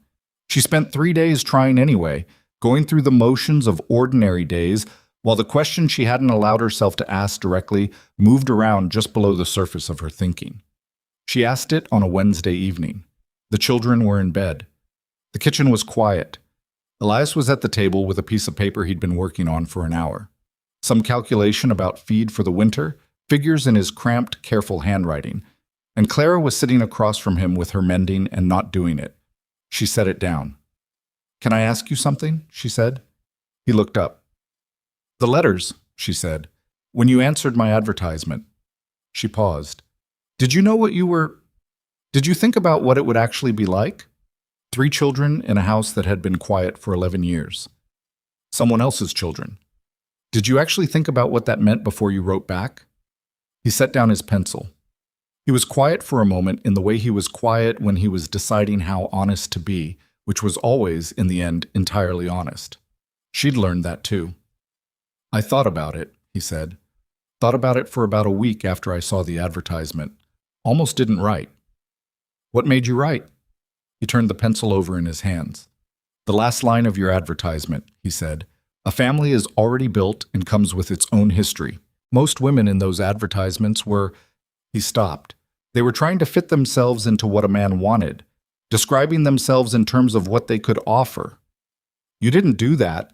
You described your family as already a thing, already real, already worth something." He paused. "And I thought, That's a woman who knows what she has. Clara looked at him. I'd had 11 years, he said, choosing each word like he was lifting something heavy. 11 years of exactly what I built here. Good land, good stock, the ranch turning a profit, everything working the way it should. He set the pencil flat on the table. And not one person in the house, not one voice at supper, not one person to say, look at that, or did you see, or just nothing, just me. He looked at the pencil. After a while, you start to wonder what any of it's for. Clara said nothing. June dying the way she did, he said, it made me close down for a long time. It was easier to work. I was good at working. I understood what you got when you worked. You got things built, things grown, things mended. The results were visible. He paused. People were harder. People leave, Clara said. Yes, he said. That's exactly it. People leave, or people die. And you're standing in a house with 6 rooms, and you can't just replace the person with more work. I tried. He looked at her. I tried for 11 years. Clara looked at the table between them, at the calculation sheet with its rows of figures, at the worn surface of the table itself, the marks and rings and scratches of a decade of solitary meals, solitary evenings, solitary years. When I read your letter, he said, I sat with it for a week, and then I sat with the question of what I was actually afraid of. And I figured out it wasn't the children. It wasn't 3 children coming into my house. That didn't scare me. He paused. What scared me was wanting it too much, hoping for something again, and then watching it. He stopped. I'd gotten very careful about what I let myself want. Wanting was how you got hurt. Clara felt something move in her chest. Not a soft thing. Something more complicated than that. Something with edges. You know what that's like, he said. It wasn't a question. Yes, she said. Then you know why I didn't put any of it in the letters. You put the minimum, she said. You told me about the land and the seasons and the work. You told me the house had 6 rooms. Because the rest of it, he shook his head slightly. How do you write that in a letter to a stranger? I've been alone long enough that I've started talking to my horses, and I would like a reason to come inside before dark. How do you write that? Clara almost smiled. Almost. You couldn't, she said. No, he said. They sat there in the particular quiet of 2 people who have said true things and are now living in the space those things occupy. Then Clara said, carefully, I need to tell you something. He waited. I've been waiting, she said, since I got here, since the train platform. I've been watching for the moment when this becomes too much, when 3 children in your house stops being what you wanted and starts being what you didn't sign up for. She paused. I've been doing it deliberately, not to punish you, just because I can't seem to stop. She looked at her hands. When Thomas died, there were people, neighbors, people who'd known us for years, and for a while they were very kind. And then the while ended and they were tired of the widow and her children and their need, and they were kind in a different way, the kind that has an edge to it, the kind that says, shouldn't you be managing better by now? She stopped. I spent 2 years watching people recalculate what we were worth based on what we cost them. And I can't just turn that off. She hadn't planned to say all of that. It was more than she'd said at once about any of this, to anyone since Thomas died. Elias was looking at her steadily. I know, he said. You can't know, she said, not unkindly. I can't know from the inside, he said. But I've watched you do it. I've watched you make your children quiet when they don't need to be quiet. I've watched you say we don't have to about things you want. I've watched you set your cup down before it was empty because you weren't sure if taking more was allowed. He paused. I noticed, Clara. I just didn't know how to say it without... He made a small motion. Without you feeling like I was watching you wrong. She stared at him. He'd noticed the coffee cup. She hadn't known anyone had ever noticed the coffee cup. You can have more coffee, he said. You can have all the coffee there is. Your children can be loud. They're supposed to be loud. That's what children sound like. He spread his hands flat on the table. This house has been quiet for 11 years. I don't want quiet. I want He stopped. I want what's actually here. The actual thing. Not the managed down, kept small version of it. Clara looked at him, at the hands flat on the table, at the lines in his face that she understood differently now than she had a month ago. I'm not good at believing things, she said. I need you to know that. I'm not going to, I can't just decide to believe and have it be true. It doesn't work that way for me. I know, he said. It might take a long time. Okay, he said, and I might. She stopped. I might keep waiting for it to go wrong. Even when it isn't going wrong, I might keep doing that for a while. Then I'll keep showing up, he said, until the waiting wears out. Clara looked at him for a long moment. She thought about 7 letters. She thought about I'm listening written like a complete sentence. She thought about a button sewn on crooked and a man crouching to eye level in a barn and 6 miles on frozen ground in the dark and a quilt pulled over her shoulders at midnight. She thought about 11 years of supper alone and a sister named June who died at 17. She thought about Dorothy Henshaw's hand on a counter. No man in his right mind. She thought about what it meant that this man, this careful, inarticulate, profoundly lonely man who was better with fence posts than feelings, had written back after reading her letter twice. She didn't cry. She wasn't there yet, or maybe she was past it. The specific exhaustion that is also a kind of relief that is also something you don't have a word for yet. She reached across the table and picked up the coffee pot and poured her cup full. All the way full. Elias looked at it, then at her. Something passed across his face that wasn't quite a smile, just the preparation for one. There, he said. Don't make it a thing, she said. I'm not making it a thing. You're smiling. I'm not smiling. Elias. I am slightly, he admitted. Clara shook her head, but something that had been tight in her chest for weeks, not gone, not resolved, just loosened by a degree, enough to breathe differently, enough to sit with her cup full without immediately reaching for the justification. She picked up her mending. He picked up his pencil. The clock on the shelf ticked. Outside, the wind moved across the roof in those long, low Montana sweeps, and the stove ticked as it cooled, and somewhere upstairs a floorboard settled. They were quiet together, which was the thing they'd gotten best at without trying. But it was different now. The quality of it was different. It was the quiet of 2 people who had said the real things, imperfectly, with gaps, with all the clumsiness of people who'd been protecting themselves for a long time trying to stop, and were still in the room together after saying them. That was not a small thing. Clara knew it was not a small thing. She tucked it somewhere she could find it later, the same way she'd been tucking things away for weeks, except this time she wasn't tucking it away from herself. She was keeping it. She was keeping it. 4 days later, on a Sunday morning when the snow was falling light and dry, and Samuel had already been out in it and back in twice and been made to remove his boots at the door twice, Lydia came downstairs dressed for the day and went to the kitchen and found Elias alone at the table with his coffee. Clara still upstairs. She poured herself a cup, something she'd started doing without asking, which Clara had noticed and found significant, and she sat down across from him. He looked up. She looked at him. In the direct, careful way that was specifically Lydia's way. Can I ask you something? She said. Sure, he said. If Mama hadn't answered the advertisement, she said slowly, working it out as she said it, would you have kept the ranch? He looked at her. It was not a question he'd been expecting. Yes, he said. The ranch is, but would you have wanted to? She said. He paused. No, he said. Not much. Not by myself. Lydia turned her cup slowly on the table.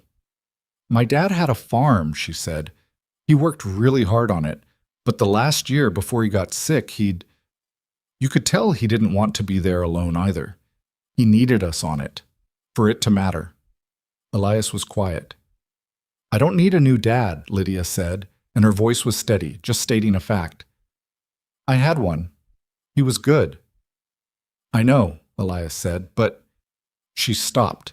She was 10 years old, and there was something in her face that was both older than that and exactly that, simultaneously. I think you're good too, she said. Different, but good. She said it the way she said everything, with precision, without flourish, like she'd weighed the statement and decided it was accurate and that was reason enough to say it. Elias looked at her for a moment. His jaw moved slightly. He looked down at his cup. "Thank you, Lydia, he said. "You don't have to say it like it's a big deal," she said. "I'm not." "You got that look." "What look?" "The look people get when they're trying not to make it a thing." She sounded, for just a moment, exactly like Clara. Elias looked at her. Then the preparation for a smile arrived on his face, the same one it always was. Not quite there yet, just getting ready. "You're very much like your mother," he said. Lydia considered this seriously. "Is that a good thing?" "It's a very good thing," he said. She nodded once, the matter settled, and drank her coffee with the composure of a person twice her age, who has made a decision and is at peace with it. Upstairs, Clara stood just beyond the top of the stairs. She had heard. She hadn't meant to. She'd come down for water and stopped at the sound of her daughter's voice. She stood there and pressed the back of her hand to her mouth for a moment, the same gesture she'd made in the wagon garden weeks ago, and this time she let it take a second longer. Then she went back to the room. She sat on the edge of the bed. Rose was still asleep, the doll watching the ceiling, Duchess a warm weight at the foot of the mattress. She sat there for a minute. She thought, "I think you're good too. Different, but good." She thought about a wall with cracks in it. She thought about leaving the cracks unexamined. She thought, maybe I'm done doing that. She didn't go all the way to belief in that moment. She was honest enough with herself to know she wasn't there yet. That trust the size she was talking about was built in increments over time, not delivered in a single morning. She knew that. But she sat with the cracks and she didn't try to fix them. She let in what was coming through them. The cold and the light and the imperfect, ordinary evidence of a man who showed up and stayed and said true things badly and noticed the coffee cup and soda button on crooked and rode 6 miles in the dark. She let it come through. That was something. That was a start.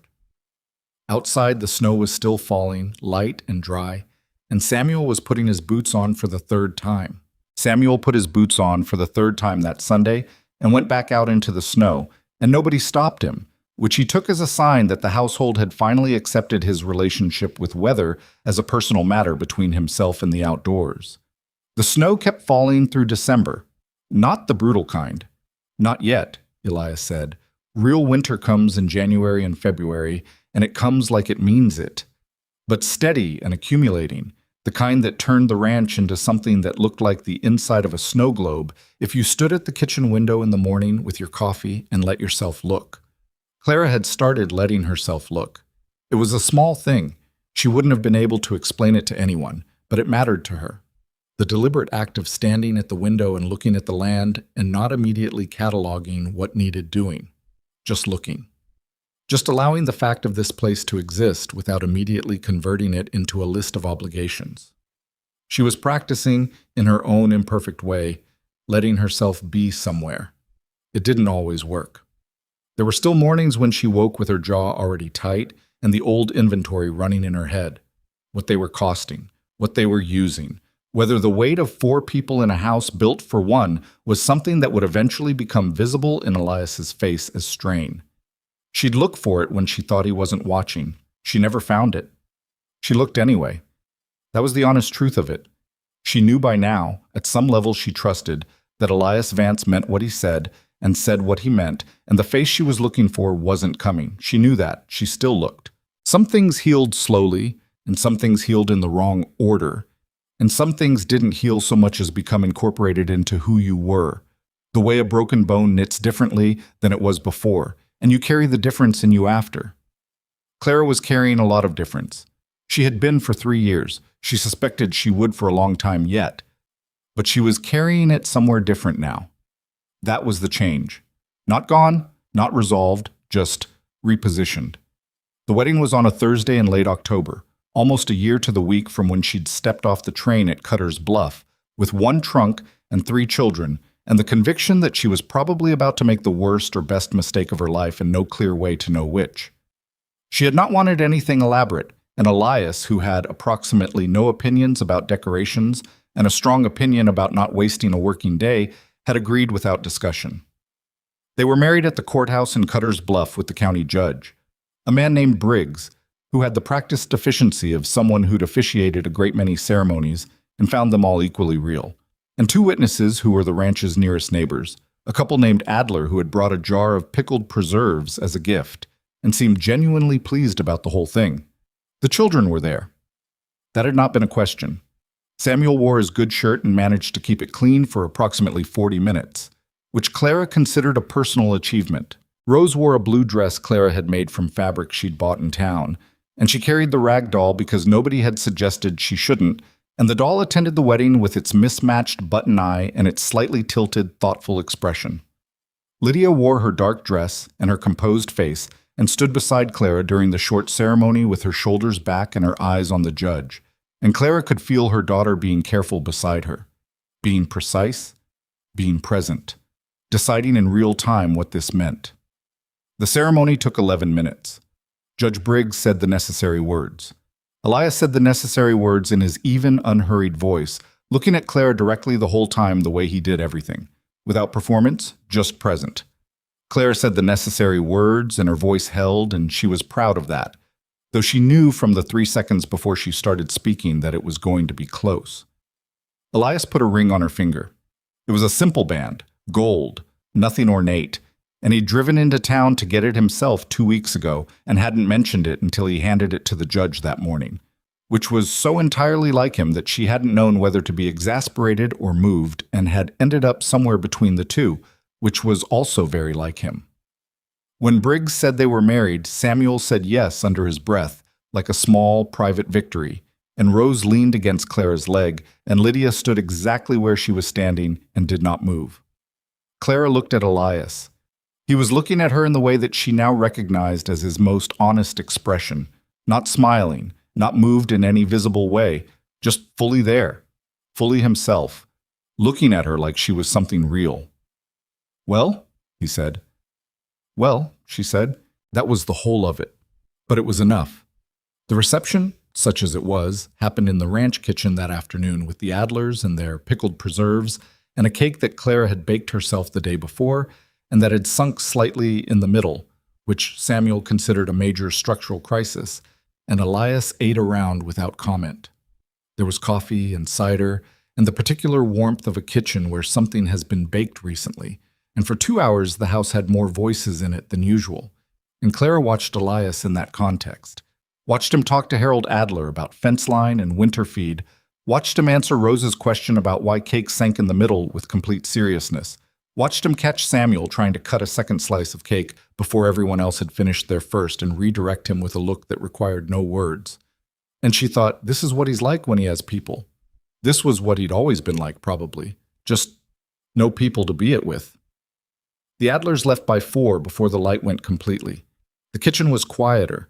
Clara was washing the dishes and Elias was drying them, which had become a shared task at some point without either of them deciding it, and the children were scattered through the house doing what children did on a winter afternoon. Samuel upstairs, Rose somewhere with Duchess, Lydia in the main room with a book. They washed and dried in the kitchen quiet. "You sank the cake," Elias said. "I know," Clara said. "I was nervous." He looked at her sideways. "You were nervous baking a cake?" "I was nervous about the whole day, and the cake bore the consequences." She handed him a cup to dry. "You could have said something. It tasted fine." Samuel was distressed. Samuel would eat the cake if it was a complete disaster, he said. He just needed something to say about it. Clara almost smiled. "That's very accurate." They were quiet for a moment. "Clara," he said. She looked at him. He was holding the dish towel and looking at the window above the sink, at the last of the afternoon light on the snow outside, and he had the look he got when he was deciding how honest to be, which she knew by now always resolved the same way. "I know today wasn't—" He stopped, started again. "I know it wasn't what some women want. The ceremony. I should have asked what you wanted instead of assuming—" "Elias," she said. He looked at her. "It was exactly what I wanted," she said. "I wanted something real. That was real." He looked at her for a moment. "Okay," he said. "Stop apologizing for things that were fine," she said. "I wasn't apologizing. You were apologizing without using the word." He pressed his lips together. "That's a specific observation." "I've been observing you for almost a year," she said. "I've gotten specific." Something moved in his face. Not the preparation for a smile. The actual thing, quieter than a smile, but more real. A warmth that didn't arrive on the surface but was visible underneath it, in the eyes, in the slight easing of the jaw. She turned back to the dishes. She was smiling at the sink, and she knew he could probably tell, and she didn't particularly try to hide it. They were not a perfect pair. She knew that already. She suspected she would know it more specifically as the years unfolded. She was stubborn in ways she couldn't always see, and he was closed in ways that were sometimes infuriating, and there would be arguments. There had already been arguments. One sharp one in February about whether Samuel was old enough to ride out alone to check the south fence that had ended with both of them saying things with too much edge, and then not talking for 2 hours, and then Elias coming to find her and saying I was wrong. He's not old enough yet, and Clara saying I was too loud, and that being the end of it, not clean, not graceful, just over. Real. Like the ceremony. Like the sunken cake. She was learning that real was something she could live with. Maybe the only thing she could live with, long term. Winter broke in March, the way Montana winter breaks. Not gently, not all at once, but in patches. The snow retreating from the south-facing slopes first, mud everywhere. The particular smell of frozen ground releasing that was either terrible or wonderful depending on your history with it. Claire was starting to have a history with it. Samuel turned 8 in April and wanted, more than anything, to be allowed to help with the spring planting of the kitchen garden in an official capacity rather than just being nearby when it happened. Elias made him a plot. Specifically, his 4 feet by 6 feet in the corner nearest the barn, marked with stakes that Samuel had helped drive in. "What do I plant?" Samuel asked, standing in the middle of his territory with the look of a person taking on a large responsibility. "What do you want to grow?" Elias asked. "What grows fastest?" "Radishes," Elias said, "but they're not much use." "I want something useful," Samuel said with great seriousness. "Beans, then. Beans and squash." "Are those hard?" "They're forgiving," Elias said, "which is better than easy. Easy doesn't teach you anything when it goes wrong." Samuel looked at him, processing. "Okay," he said, "beans and squash." He planted them with the intensity of a person who has staked something personal on the outcome. He checked them every morning. He reported their progress at supper with the same level of detail Elias used when talking about the pasture rotation, which made Clara suspect he'd been listening more carefully to those supper conversations than he let on. When the first bean shoots came up in May, Samuel stood over them for a long time without saying anything. Then he went and found Elias in the barn. "They're up," he said. Elias looked at him. "All of them?" "Most of them." "Then you did it right." Samuel nodded. He was quiet for a moment, which was unusual enough that Elias looked at him more carefully. "What?" Elias said. "Nothing," Samuel said. Then, "My dad grew beans too, on the farm." Elias waited. "I didn't remember that until just now," Samuel said. "When mine came up," he frowned slightly, not sad exactly, just holding something carefully. "Is that weird?" "No," Elias said. "That's how memory works sometimes. You can't always find it when you're looking for it." Samuel thought about that. "I'm glad I remembered," he said. "Me too," Elias said. Samuel went back to his bean plot. Elias watched him go and stood there in the barn doorway for a moment before turning back to what he'd been doing. Clara, who had been coming to ask Elias about the fence repair and had heard from the barn door, stood very still. She had stopped trying to explain, even to herself, the accumulation of these moments. She'd spent enough time trying to analyze them and hadn't gotten anywhere useful. Some things were better kept as they were, as themselves, as moments, without the weight of what they meant or didn't mean placed on them. She went back to the house and started on supper. Rose turned 5 in June and declared it the best birthday she'd ever had. which was either accurate or aspirational depending on how you felt about a party consisting of a lopsided cake, a barn cat who knocked part of it off the table before anyone could stop her, Samuel attempting to teach Rose to whistle with complete sincerity and no success, and Elias, who appeared from the barn at the exact right moment with something in his hand that he held out to Rose without ceremony. It was a doll. Not a replacement for the rag doll. He'd been careful about that, careful enough that Clara noticed he'd been careful, but a companion. A small cloth figure with braided yarn hair and a sewn-on face and a dress made from the same fabric as the quilt on Rose's bed, which meant he had taken a piece of the quilt to the dressmaker in town and asked someone to make it specifically, which meant he had planned this ahead of time. Rose looked at it. She looked at him. "Her hair's like mine," she said. "I thought so too," he said. Rose examined the doll's face. "She looks happy." "She is," he said. "She just found her family." Clara was at the kitchen counter, and she turned away for a moment under the pretense of something that needed doing and did not need doing. Rose named the new doll June. She announced this at supper. Clara looked up from her plate. She looked at Elias. He was very still for a moment.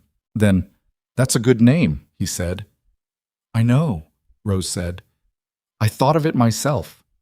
She hadn't known. She couldn't have known. It was the coincidence of a 5-year-old choosing a name because she liked the sound of it, and the universe doing the strange, coincidental thing the universe occasionally does. Elias picked up his fork. His jaw worked slightly. "It suits her," he said. That was all. But later that night, after the children were in bed, Clara came downstairs and found him sitting at the kitchen table with his coffee, and she sat down across from him and said, "She didn't know." "I know she didn't," he said. "Are you?" "I'm fine," he said. Then he looked at his coffee. "No, I'm not fine. He stopped. It was a good thing. It just hit somewhere. He pressed his hand flat to the table. June would have liked Rose. I said that once. I still think it. I remember you said it, Clara said. They sat in the kitchen quiet that they knew so well now, that had so many different layers and temperatures to it after almost a year of mornings and evenings inside it. She would have liked all of them, he said, mostly to himself. She would have had opinions about Samuel, probably. She always had opinions about people who talked a lot. His mouth moved slightly, and she would have taken one look at Lydia and recognized herself and pretended she hadn't. Clara looked at him. Cautious, she said. Careful. Careful, he said. Exactly. The name June stayed on the new doll and traveled everywhere Rose traveled, which by summer meant everywhere. The original rag doll was not displaced. It was elevated, actually, to a position of seniority, carried more carefully, placed with more intention. The two dolls went together. Rose said they were sisters. Lydia turned 11 in August. She had grown this past year in ways that were difficult to describe except by the accumulation of them. She was taller, which was the visible part. The invisible parts were harder to name. She'd started laughing more. Not the careful, measured kind she'd been doing when they arrived, but the real kind. The involuntary kind that came when Samuel did something genuinely foolish, or when Duchess did something imperious, or when Elias made a dry comment that caught her off guard. She had a good laugh. It sounded like Clara's. She still watched people. That was never going to change. But the watching had shifted quality so completely that it barely resembled the original thing. It was curiosity now more than caution. It was engagement, not evaluation. Her birthday was a Sunday. The weather was good, warm and clear, the long light of a Montana August afternoon stretching the day out like someone pulling taffy. They'd had supper outside, which was Rose's idea, and which everyone had agreed to mostly because it was impossible to say no to Rose with any consistency.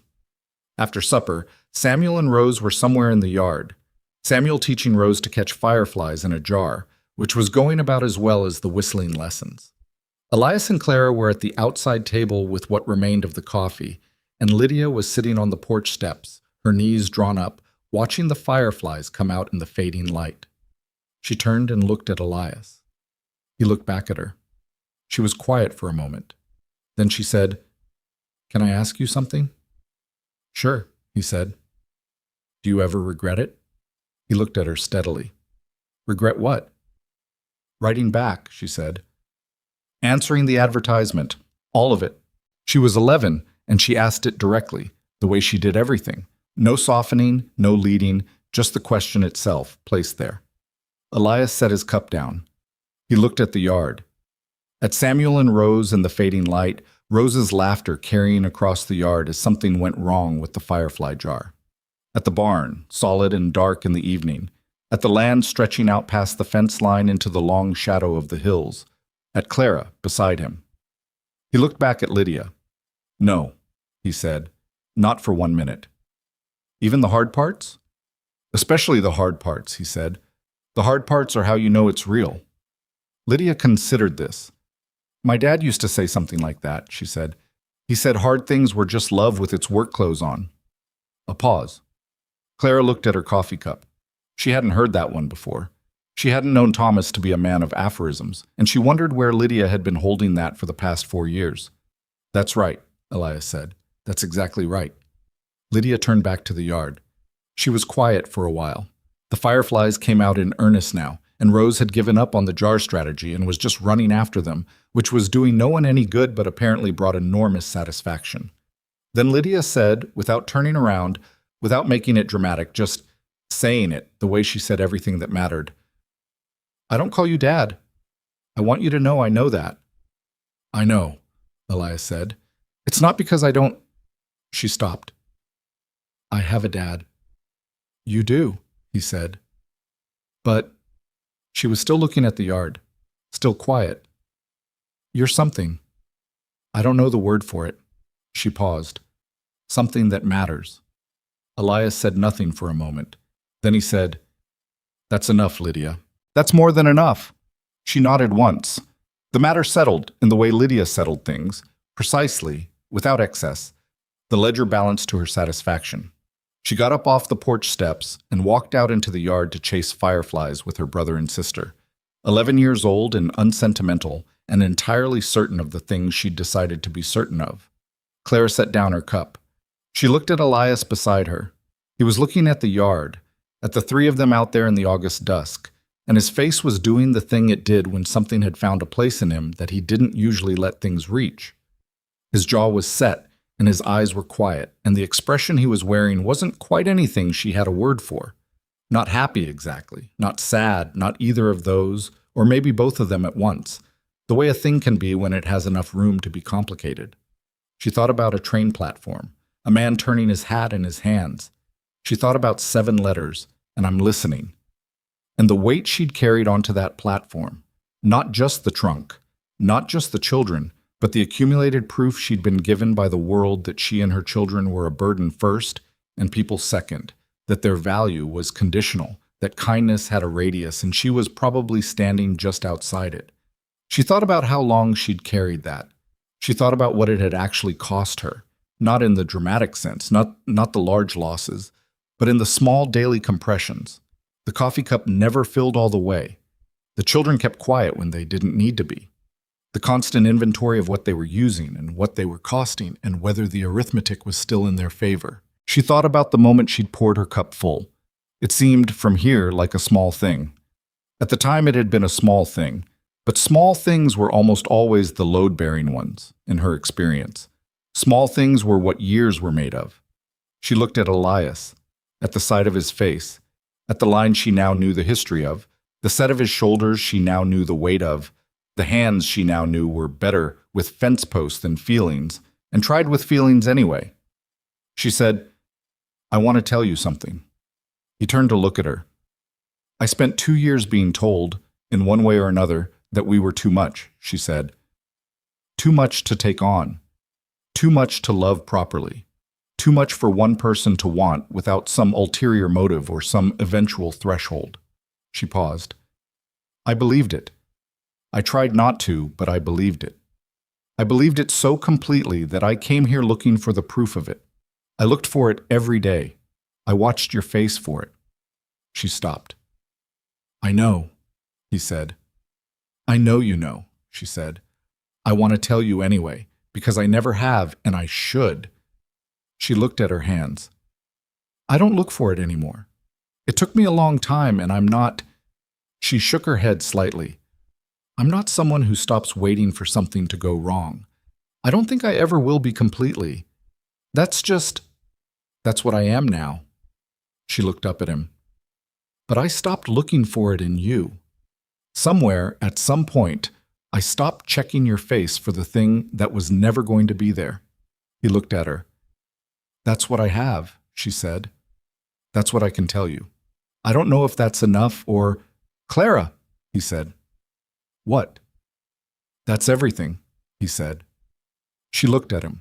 He said it the way he said real things, flat, without decoration, just the thing itself. She nodded. She looked back at the yard. They sat there as the sky went from the last of the blue to the first of the dark, side by side at the outside table with the coffee gone cold, and the land spreading out in all directions, and the 3 children in the yard below, their voices carrying back across the August evening, Samuel making proclamations about something, Rose disagreeing loudly, Lydia providing a correction that neither of them had asked for, and both of them would benefit from. The ordinary noise of people who belonged somewhere. She thought she was wrong. The woman who had stood on a train platform in Missouri and written an advertisement and prepared herself for the best or worst mistake of her life. She had been working with incomplete information. She had thought she was arriving in Montana asking a man to accept her family, asking the world to grant them enough grace to survive in it. She had been wrong about the direction of it. She had not brought Elias Vance a problem to solve or a burden to shoulder or a charity case to accommodate. She had brought him something the land and the work and the years of careful management had never been able to provide.